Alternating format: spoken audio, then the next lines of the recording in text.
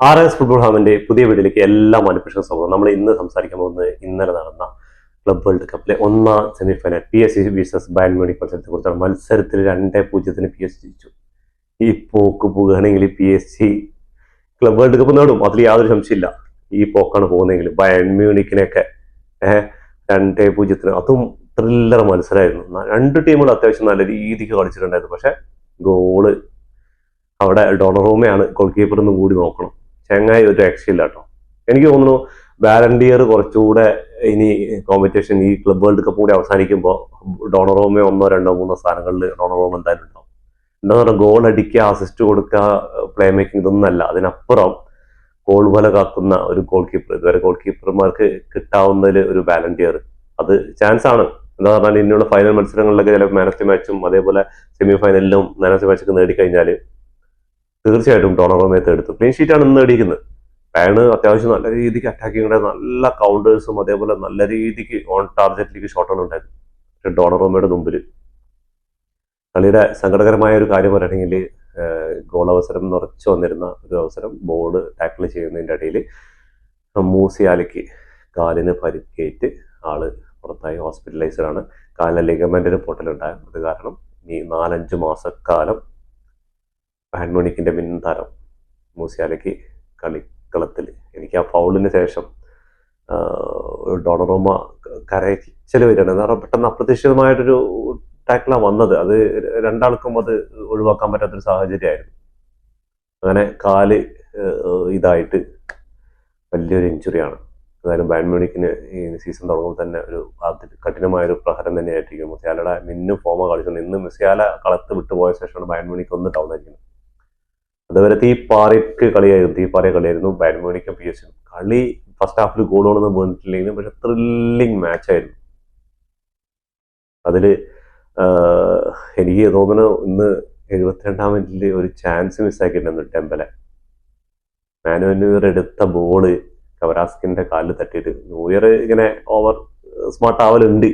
അത് പ്രായമൊക്കെ ഏകദേശം അവസാനത്തിലേക്ക് എത്തിക്കൊണ്ടിരിക്കണം. അപ്പോൾ ഇനി പഴയ പോലെയൊക്കെ നിന്ന് കഴിഞ്ഞാൽ ഇതിലെ പണി കിട്ടും. അങ്ങനെ ആ കിട്ടിയൊരു ചാൻസ് കവരാസ്കി കയ്യിൽ നിന്ന് ഡെമ്പലിലേക്ക് ബോൾ പോകുന്നു. അത് റിക്കവർ ചെയ്യാൻ വേണ്ടിയിട്ട് പിന്നാലെ ഓടി വരാണ്ട് ബോക്സിനെ പുറത്തു നിൽക്കുന്ന ന്യൂയർ ഓടി വരുന്നുണ്ട്. പക്ഷെ ഡെമ്പലിനെ തൊടുത്ത് വിട്ടു. ഗോൾ പോസ്റ്റ് ആരുമില്ല, ഫ്രീ. പക്ഷെ ഗോൾ പോസ്റ്റിന്റെ സൈഡിലൂടെ അങ്ങോട്ട് പോയി. എനിക്കിത് കണ്ടപ്പോൾ എനിക്ക് ഓർമ്മ വന്നത് ഇവരായിട്ട് ലിവർപൂളായിട്ട് ബാഴ്സലോണയ്ക്ക് ചാമ്പ്യൻസ് ലീഗിൽ മത്സരമുണ്ടായിരുന്നു. 3-0 ക്യാമ്പിൽ നിൽക്കുന്ന 4ാമത്തെ അവസാനത്തെ ഗോൾ അടിക്കാനുള്ള ഒരു സിമ്പിൾ ചാൻസ് കിട്ടിയത് ഡെമ്പലെ അലിസൺ ബെക്കറിന്റെ കൈക്ക് അടിച്ചു കൊടുക്കുന്നത്, എല്ലാം ഇങ്ങനെ ഉരുട്ടി കൊടുക്കുന്നത്. എനിക്ക് അതാ ഓർമ്മ വന്നത്. പക്ഷെ ഡെമ്പലെ തന്നെ അവസാനം വിജയ ഗോൾ നേടിയത്, 2ാമത്തെ ഗോൾ നേടിയിട്ട് പിന്നെ ആ ഗോൾ നേടിയിട്ട് ഒരു സെലിബ്രേഷൻ ഉണ്ടായിരുന്നു നമ്മുടെ ജോട്ടയ്ക്ക് വേണ്ടിയിട്ടുള്ള. ജോട്ടയുടെ ആ ഒരു സെലിബ്രേഷൻ എടുത്തിട്ടാണ് ഡെമ്പലെ കളം വിടുന്നത്.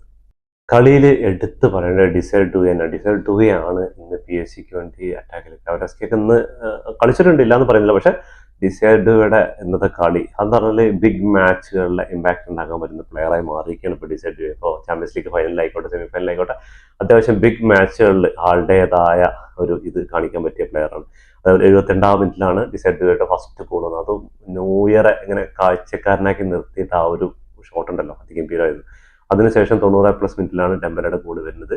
അതിനു മുമ്പ് തന്നെ 78-ാം മിനിറ്റിൽ, അതുകൊണ്ട് 82-ാം മിനിറ്റിൽ പാച്ചോക്ക് റെഡ് കാർഡ് കിട്ടുന്നുണ്ട്. അതേപോലെ ഹെർണാണ്ടസ് സബ്സ്റ്റിറ്റ്യൂട്ടായിട്ട് വന്ന ഹെർണാണ്ടസിന് 90+ മിനിറ്റിൽ റെഡ് കാർഡ് കിട്ടുന്നുണ്ട്.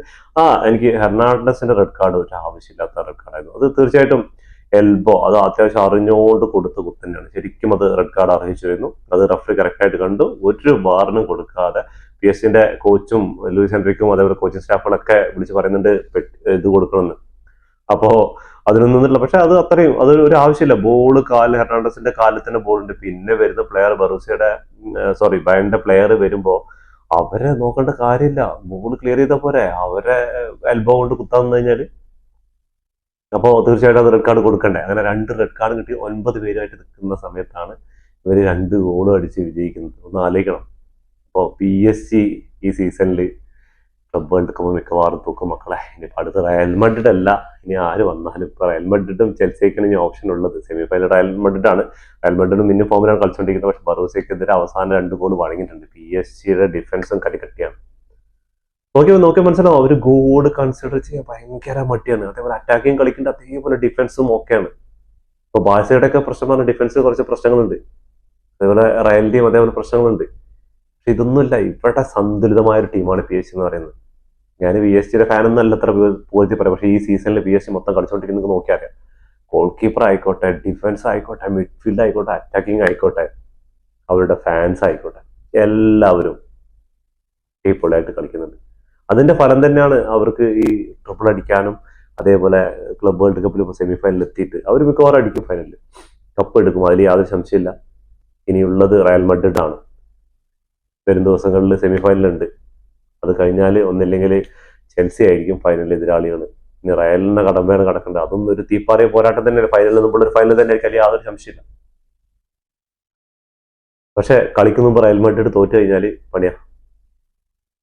അതേ ഉള്ളൂ പ്രശ്നം. അല്ലെങ്കിൽ ഒരു തീപ്പാറിയ പോരാട്ടം കാണിച്ചു വയ്ക്കാൻ കഴിയും. സാവി അലോൺസിന്റെ അണ്ടറിൽ അവർക്ക് ഈ ക്ലബ് വേൾഡ് കപ്പ് എടുത്തേ പറ്റൂ റയലിന്. എന്താ കാരണം എന്ന് പറഞ്ഞാൽ അവർക്ക് ഈ സീസണിൽ കപ്പുകളൊന്നും ഉണ്ടായിരുന്നില്ല, പുതിയ കോച്ചിന്റെ അണ്ടറിലാണ് വരുന്നത്. അപ്പൊ തീർച്ചയായിട്ടും നല്ലൊരു കളി തന്നെ കാണാം ഫുട്ബോൾ പ്രേമികൾക്ക്. അതേപോലെ ഇന്നത്തെ കളിക്ക് വേറൊരു പ്രത്യേകത കൂടിയുണ്ട്. തോമസ് മുള്ളർ, ബയൺ മ്യൂണിക്കിന്റെ ലെജൻഡ് ആയിട്ടുള്ള തോമസ് മുള്ളർ ഇന്നത്തോടെ ബയൺ മ്യൂണിക്കിനോട് വിട പറയുകയാണ്.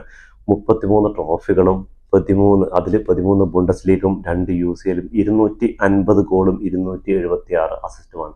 ബയൺ മ്യൂണിക്കിന് അവസാനം ഒരു പെനാൾട്ടിക്കുള്ള ചാൻസ് ഉണ്ടായിരുന്നു. തോമസ് മുള്ളർ ശരിക്കും ഹെഡ് ചെയ്തിട്ട് ആ ഒരു ചാൻസ് അത് ഫൗളല്ലാന്ന് വാറിനോട് ശേഷം വന്നു, അല്ലെങ്കിൽ അത് പെനാൾട്ടി ആവേണ്ടതായിരുന്നു. പക്ഷെ ബാക്കിയില്ലാത്തതുകൊണ്ട് മാത്രമാണ്. അതേപോലെ കുറെ ഷോട്ടുകൾ ഇന്ന് ഷോട്ട് ഓൺ ടാർഗറ്റിലേക്കാണെങ്കിൽ നോക്കുകയാണെങ്കിൽ ബയൺ മ്യൂണിക്കിന്റെയാണ് കുറച്ച് കൂടുതൽ ഷോട്ടും കാര്യങ്ങളും. നമുക്ക് അവരുടെ സ്റ്റാറ്റസിലേക്ക് ഒന്ന് കിടക്കാം. സ്റ്റാറ്റസ് നോക്കുകയാണെങ്കിൽ 11 ഷോട്ടുകളാണ് PSG അടിച്ചത്, 5 ഓൺ ടാർഗറ്റിലേക്കാണ്. അവിടെ 13 ഷോട്ടുകൾ അടിച്ചിട്ടുണ്ട്, അതിൽ 5 ബയൺ മ്യൂണിക്ക് ഓൺ ടാർഗറ്റിലേക്ക് അടിച്ചിട്ടുണ്ട്. 45% position PSG ഭാഗത്താകുമ്പോൾ 55% Bayern Munich. Bayern Munich അത്യാവശ്യം നല്ല രീതിക്ക് തന്നെയാണ് ബോൾ കൊണ്ടുപോയി അറ്റാക്കിംഗ് ഒക്കെ ഉണ്ടായത്. പക്ഷെ PSG ഡിഫൻഡും ഡോണറോമയും ഇവർ രണ്ടുപേരും PSG 354 പാസുകൾ കംപ്ലീറ്റ് ചെയ്തപ്പോൾ 406 പാസുകൾ ബയൺ മ്യൂണിക്ക്. എനിക്ക് തോന്നുന്നു പൊതുവെ ഇന്നത്തെ പാസുകൾ കുറവൊന്നുമില്ല, അല്ലെങ്കിൽ ഒരു 500-600 വരേണ്ട പാസുകൾ ഉണ്ടായിരുന്നു PSG. പക്ഷെ ഇവർ രണ്ടാളും ഇന്ന് സ്പീഡ് ഗെയിമാണ് കളിച്ചുകൊണ്ടിരുന്നത്. രണ്ടും ഒരേ ശൈലിയിലാണ് രണ്ടുപേരും കളിക്കുന്നത്. അതുകൊണ്ട് ബയൺ മ്യൂണിക്ക് ഫസ്റ്റ് ഹാഫിലൊക്കെ നല്ല നല്ല ചാൻസ് ഉണ്ട്, പക്ഷെ ഡോണർക്ക് മുമ്പിലാണ് അവർക്ക് പതറിപ്പോയത്. അതേപോലെ ഫൗൾസ് 12-13 പാസിംഗ് അക്യുറസി നോക്കുകയാണെങ്കിൽ 76-82 ഉണ്ട് ബയൺ മ്യൂണിക്ക്. റെഡ് കാർഡുകൾ 2 PSG കിട്ടി, അതാണ് ഇന്നത്തെ കളിയിൽ. പക്ഷെ എന്നിട്ടും അവരാണ് 2 ഗോൾ ജയിച്ചെന്ന് പറയുമ്പോൾ അത് അത്ഭുതപ്പെടേണ്ട PSG. അതേപോലെ കോർണേഴ്സ് 4 കോർണേഴ്സ് വിൻ ചെയ്തിട്ടുണ്ട് ബയൺ മ്യൂണിക്ക്. ഇവിടെ 0 അത്രയും സൂക്ഷ്മമായിട്ടാണ് PSG കളി കാണുമ്പോൾ തന്നെ നമുക്കറിയാം അവരുടെ ഓരോ പാസിങ്ങുകൾ. അതേപോലെ അഡ്വാൻസ് ആയിട്ട് കണ്ടിട്ടാണ്. നമ്മളിപ്പോൾ ഒരു റൈറ്റ് വിങ്ങിലേക്ക് അവിടെ ഫ്രീ ആയിട്ട് ഇരിക്കുന്ന സ്പേസ് ആയിരിക്കും, ആ സ്പേസിലേക്ക് ആയിരിക്കും ചില ബോൾ തട്ടുമ്പോഴേക്കും വിങ്ങുന്ന് അവിടെ നിന്ന് കയറി ബോൾ എടുക്കുന്നത്. അതേപോലെ നവാസും അതേപോലെ വെറ്റിന, അതേപോലെ ഫാബിയൻ റൂയിസ്, ഇവരുടെയൊക്കെ കളി എന്ന് പറഞ്ഞാൽ അതാണ് നമ്മൾ പ്രതീക്ഷിക്കാത്ത അവിടെയൊക്കെ ഇവർ എത്തുന്നുണ്ട്. ബോൾ പോയിക്കൊണ്ടിരിക്കേണ്ട അവിടെയാണ് ഇപ്പോൾ പ്ലെയർ എത്തുന്നത്. അപ്പോൾ അത് കാരണം ബയൺ മ്യൂണിക്കിനൊക്കെ ഭയങ്കര കുഴപ്പമുണ്ടായിരുന്നു ഇവരുടെ പാസുകളും കാര്യങ്ങളും. പക്ഷെ കറക്റ്റായിട്ട് എങ്ങനെ കളിക്കണം, എങ്ങനെ കളി അവസാനിക്കുന്ന PSG അറിയായിരുന്നു. PSG അതുപോലെ തന്നെ ലൂയിസ് എൻറിക്കിന്റെ കരിയറിലൊരു ക്ലബ് വേൾഡ് കപ്പ് കൂടെ ചൂടാൻ പോവുകയാണ്. ഈ വരും ദിവസങ്ങളിൽ കണ്ടറിയാം എന്ത് നടക്കാൻ പോകുന്നത്. എന്താണെന്ന് പറഞ്ഞാൽ ഫുട്ബോളാണ്, എന്ത് സംഭവിക്കാം. റയൽ മഡ്രിഡാണ് അടുത്ത എതിരാളികൾ. അപ്പോൾ തീർച്ചയായിട്ടും നമുക്കൊരു വെടിക്കെട്ട് മത്സരമായിരിക്കും സെമി ഫൈനലിൽ. കളിയെക്കുറിച്ചുള്ള നിങ്ങളുടെ വിലയേറെ അഭിപ്രായങ്ങൾ കമന്റ് ബോക്സിൽ രേഖപ്പെടുത്തുക. ഇതോടുകൂടി ഈ വീഡിയോ അവസാനിക്കുന്നു. ഫുട്ബോൾ ലോകത്തെ പുതിയ വിശേഷങ്ങളുമായി വീണ്ടും കാണാം. ഈ വീഡിയോ ഇഷ്ടപ്പെട്ടാൽ ലൈക്ക് ചെയ്യുക, ഷെയർ ചെയ്യുക, സബ്സ്ക്രൈബ് ചെയ്യുക. സബ്സ്ക്രൈബ് ബട്ടൺ അടുത്തുള്ള ബെൽ ഐക്കൺ ഒന്ന് ക്ലിക്ക് ചെയ്യുക. ഞങ്ങളുടെ പുതിയ വീഡിയോ നോട്ടിഫിക്കേഷൻ എത്തിച്ചേരുന്നതായിരിക്കും.